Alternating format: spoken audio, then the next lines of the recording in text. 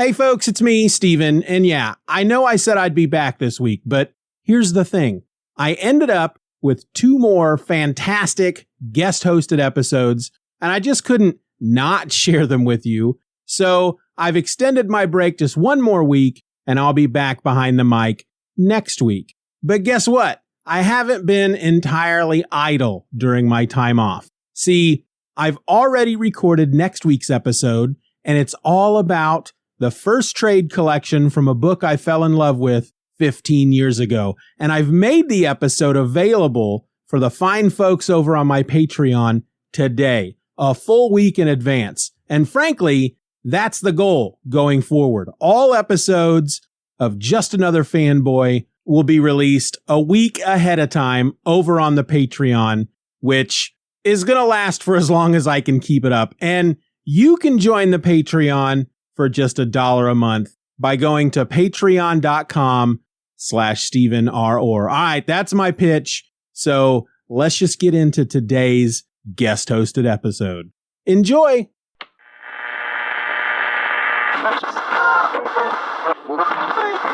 Boys and girls, your attention, please. Presenting a new exciting radio program featuring the thrilling adventures of an amazing and incredible personality.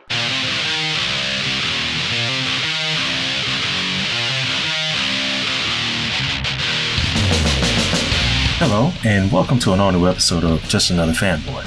I'm your host, Shawn Pryor, filling in for the incredible, kind, and wonderful Stephen Orr. Once again, my name is Shawn Pryor. If you have not heard of me, I am a part-time podcaster. You can hear my voice alongside Julian Lytle, Daryl Taylor, and Gil Colon on the Culture Trapping Podcast, located on the Taylor Network, and wherever podcasts are available to you. And I used to do a podcast called The Black Box. Those episodes are still a part of the HHWLOD podcasting network. And I think you can find those wherever podcasts are available to you as well. I am also an author. I write comics, graphic novels, children's books, prose, novellas, you name it, I've probably done it. And you can find a majority of my works at my website, ShawnPryor.com, or on Amazon, or wherever books are sold. Now, I'm here today to talk about something that is very near and dear to me. Let's talk about, video games, or rather game collecting. Now, I will say that I can't really call myself a collector because I really want to play the games that I buy. But because of my busy life, I have a full-time job on top of being a writer full-time, being a creative full-time, maintaining a relationship. Also 2 dogs who drive me up a wall, but I love dearly. It's difficult to make time to play video games. And, but a lot of things changed in the game purchasing, game collecting world when the pandemic first began. Let's rewind the clock back for a moment. So it's early 2020, and the pandemic is starting to hit America, starting to look pretty bad, and so for a lot of people were sent home to work from home, including yours truly. And so for my type of job, yes, I could do my job from home. Not really that big of an issue. Do a lot of tech support over the phone. I've done that in the past. Nah, not a big deal. I can do this. But at the same time, we were going to be home for a while, at least a year before the university that I work for wanted to put us back on campus. So I was like, maybe this is the time to finally get caught up with all the games that I've always wanted to play, but I never had time to play. And I have a bunch of older systems. Yes, I do have the Xbox, the current Xbox and whatnot. I have a PS4, but I had a bunch of older systems just sitting, boxed up, ready to be taken out, connected and whatnot. So I was like, well, I have an Xbox, an original Xbox. I have an Xbox 360 and a PS2. And then finally a fully backwards compatible PS3. And I was like, man, I really want to start getting the games that I've always wanted to play for years, but just never really had the time to play. Some of those things are available digitally, but some things I like to have the actual physical disc for, because you just never know. So around this time, this is around March 2020, a lot of the gaming sites like GameStop and whatnot, this is around the time they started to blow out Xbox 360, PS3, Xbox, PS2 games. They were blowing them out like to the point it was like, buy two, get one free, or buy three, get X amount off of more purchases and whatnot. And I was like, oh man, this is a fantastic time for me then. So I can pick up like Jet Li, Rise to Honor, or I can pick up a copy of, some old sports games, or I can pick up a copy of, the Burnout series, whether it be Burnout, Burnout 2, Burnout 3, Burnout Dominator, all that stuff, right? And so I was able to get like a slew of games very inexpensively. Okay? Because like I said, pandemic had just started. Now, fast forward 2 months into the pandemic, like all the retro gaming prices, because technically those systems, your PlayStation 1, PlayStation 2, PlayStation 3, Xbox 360, like stuff like that, were considered now retro. 2 months into the pandemic, prices started to go up. And not just like your old stuff, like your Atari 2600, your, and things of that nature, NES and things like that. No, like all of it went up. Like, it's because like all this stuff was classified under retro. So from like the Atari 2600 all the way through to the PS3, that's all considered retro. And all those prices just started to go up across the board. And I considered myself lucky for some of the games that I got from like March to April. And then like I still had some games that like I didn't want. So like I bundled them up and I sold them to a website, eStarland, because that's where I also get some games too. I sold them to eStarland, got a bunch of credit, got a bunch of games I wanted, including bad games, because I do love a terrible video game every now and then.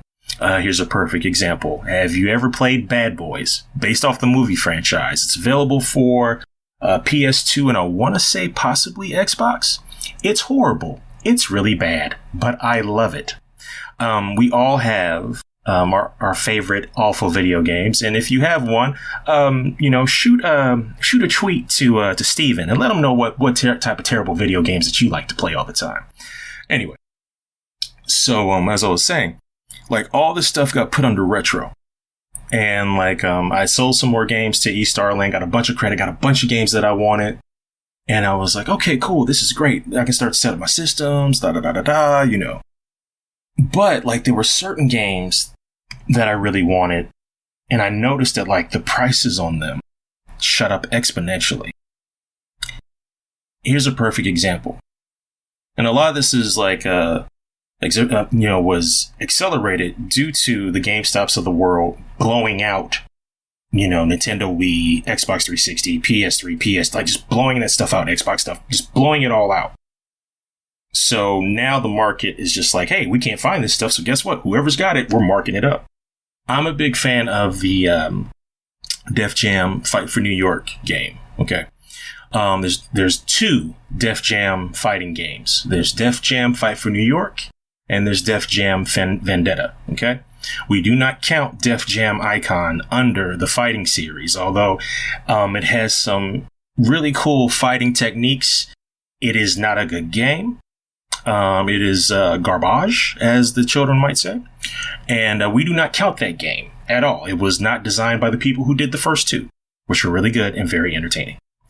But I was like, man, I really want to play Def Jam Fight for New York. I was like, let me start looking for it. So, like, I'm just going online, checking all the shops. Like, I'm not checking the eBays of the world. I'm not checking the Macaris of the world and things like that. I'm literally just going to, like, game shops online. The average price, pre-pandemic, the average price for Def Jam Fight for New York was maybe $75. It was up to $150. By May of 2020, it was up to $150 complete. That means the game, the manual, and a clean disc. Didn't matter if it was PS2 or Xbox. Minimum price on that joint was $150. Vendetta shot up from like $20 to about anywhere between $35 to $70, depending on where you tried to cop it. And I just really just wanted to play these games. And I know some people say, well, you could probably, find an ISO from somewhere and just download it into an emulator. That's cool. But sometimes I don't have the time to do all that. So sometimes I just want the physical disc so I can pop it in the system. And because I got like a nice HD pound cable connected to my Xbox. So I get stuff in HD, whether it be in 480, 720 or 1080i, depending on the game. And it looks nice on an HD screen. Great. So I was just like, well, maybe it is time for me to go look on eBay for a copy of Def Jam Fight for New York. So what I had to do, because I wasn't sure as hell paying $150 for a video game. Are you mad? I don't have money to throw away. Now, granted, a lot of people had money to throw away during the pandemic. Sure as hell wasn't me. And I'm pretty sure probably wasn't a lot of y'all either. But if you think I'm going to spend $150 on a game, let me tell you something. That shit ain't happening. Anywho, so I went to eBay and I saw a copy of Def Jam Fight for New York. It was just the disc. The disc was clean. Person was selling it for like $45. I said, okay, all right, I'll buy the disc. $45, great.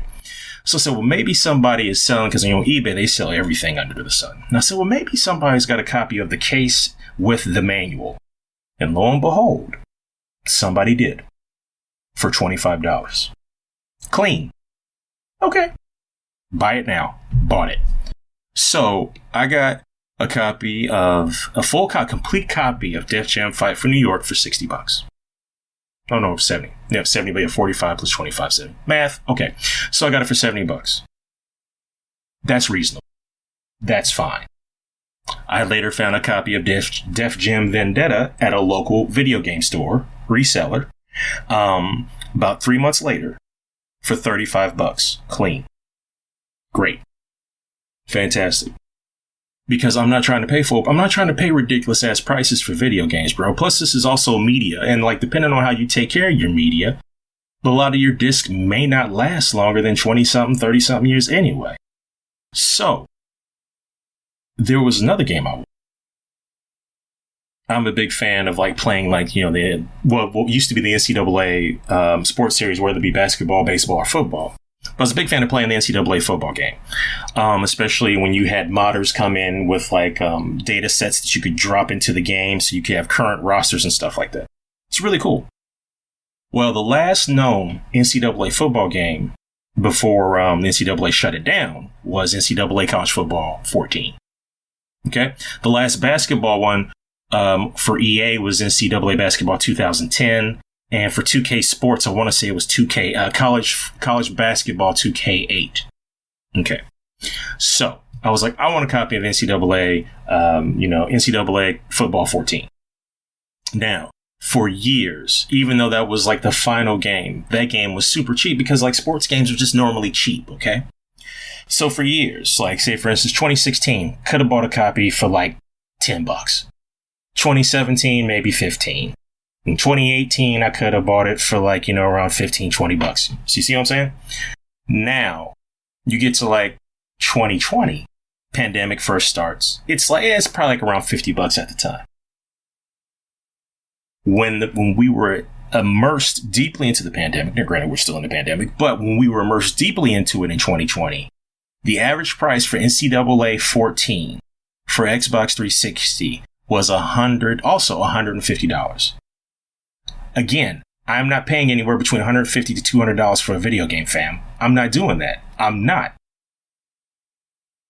And then you would start to see also games that literally had like a small print run or didn't sell well. A lot of those games got marked up too. And so it was really ridiculous. And it also, like I said, the pandemic has accelerated so many things and also showing you all the flaws of this country. Because of how the way everything was built and how everything is truly breaking down now right in front of us. But, buying video games is wild. And so like another perfect example is, let's say you're a Super Nintendo fan. Let's say that you enjoy playing the good old SNES. I like the SNES. I don't think their sports games were great, but like the shoot 'em ups were cool. Their RPGs were cool. The platform games were cool. The Super Nintendo is a fantastic system. Like that and the Sega Genesis, like toe to toe. Like the 16-bit era was a lot of fun between the Genesis, between the Super Nintendo, between the TurboGrafx 16, aka PC Engine. Like those systems were really, really cool. I'll even throw Atari Jaguar in there because the Atari Jaguar was not a 64-bit system. The Atari Jaguar was a 16-bit system, possibly 32-bit system with just like, with like, quote unquote, like high-end graphics processors. So they just lied and said it was 64. Lies. Anywho.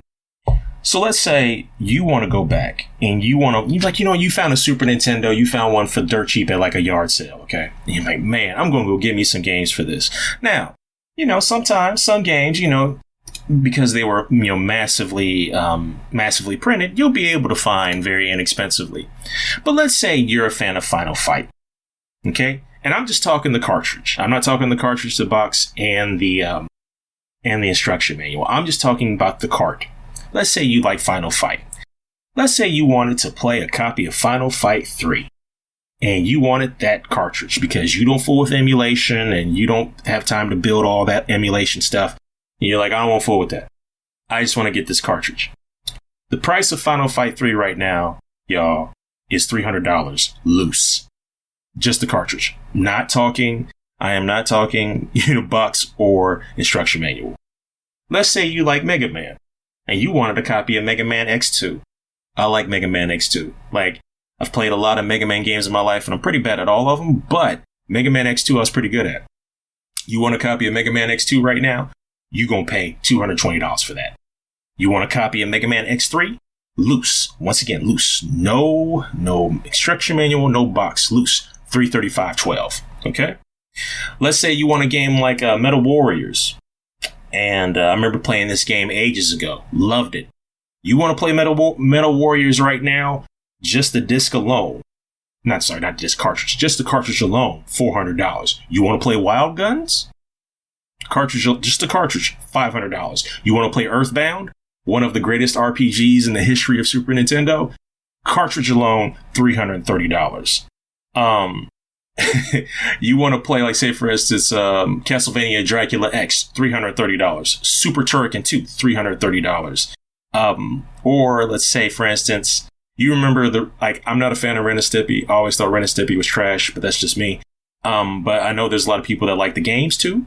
You want to play Ren and Stimpy, the Ren and Stimpy Show, Buckaroos? You want to pay $225? My favorite cartoon of all time. And this is one cool thing about the Super Nintendo. Like, they always had tons of games based off of licensed properties, and a lot of them were pretty good.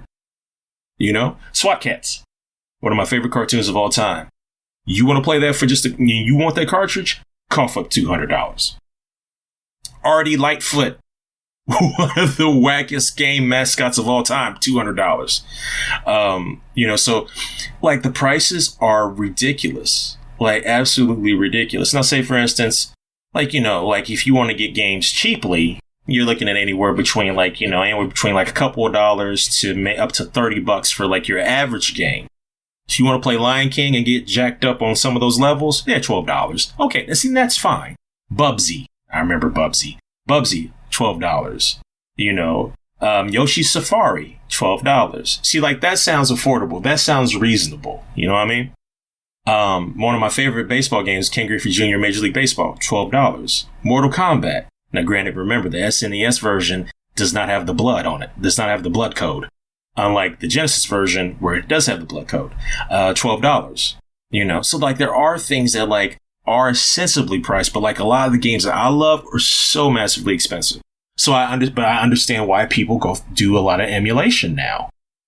Because this stuff is out of control and not everything is available digitally for sale through these game stores, whether you're on like Switch, the Switch game store, or the, PlayStation game store, or Xbox game store. Like, a lot of those places have Game Pass, but those are current games, not old school games. Now, granted, I know PlayStation Plus just changed up their whole system, and there are a few games depending on what level you're paying for. that'll allow you to play some PS3, some PS2, and some PS1 games. I don't know which ones yet because I don't have that tier, and I'm kind of scared to give up that bread for that, and I get janky stuff.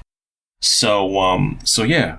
But yeah, like, take a moment and, like, if you like, there's an old school, like, because I guess you can consider this stuff old school now, but if there's a retro system that you really like, go look up prices for some of the games. Because it is absolutely wild right now. And it, like, I'm trying to make sense of it, but it just doesn't make sense. And a lot of it is due to the fact that, like, a lot of us were stuck at home, but there were a lot of people, though, that started spending money on the things that they wanted. Combined with the fact that, like, a lot of these game stores started to blow out stuff that they felt was, you know, previous generation. And you put those two things together, because then, like, now people can't find stuff as easy and make stuff harder to find. And lo and behold, poof, everything goes up in price. And like I said, like, I've had to find many different ways to find games, whether I'm going to a flea market, a yard sale, you know, sometimes like hopping on a Goodwill website, like all different types of ways to find games inexpensively that I want to play, you know. But yeah, I just wanted to talk about how retro game collecting or game purchasing. Because like I said, I'm not a collector. I like to play the games. I just don't like them sitting on shelves collecting dust. I just don't get the time I would like to play. But I wonder if any of y'all, you know, are into gaming and like are trying to get like, you know, these types of games and stuff like that. What's your journey look like, you know, since the pandemic started? You know, has it been difficult for you to find the games that you wanted? Have you had to pay absurd prices for the games that you want? Or did you just go the emulation route and call it a day? But I hope you enjoyed this podcast. Thank you for listening to me ramble. Once again, I want to thank Stephen Orr for allowing me to be a guest host for his show. Please take good care of yourselves. You know, give yourself the space and grace that you deserve. Love yourself, and you know, stay close to your loved ones and take good care of them too. All right, now, peace. Bye bye, Daddy. Bye bye, Daddy. Good job.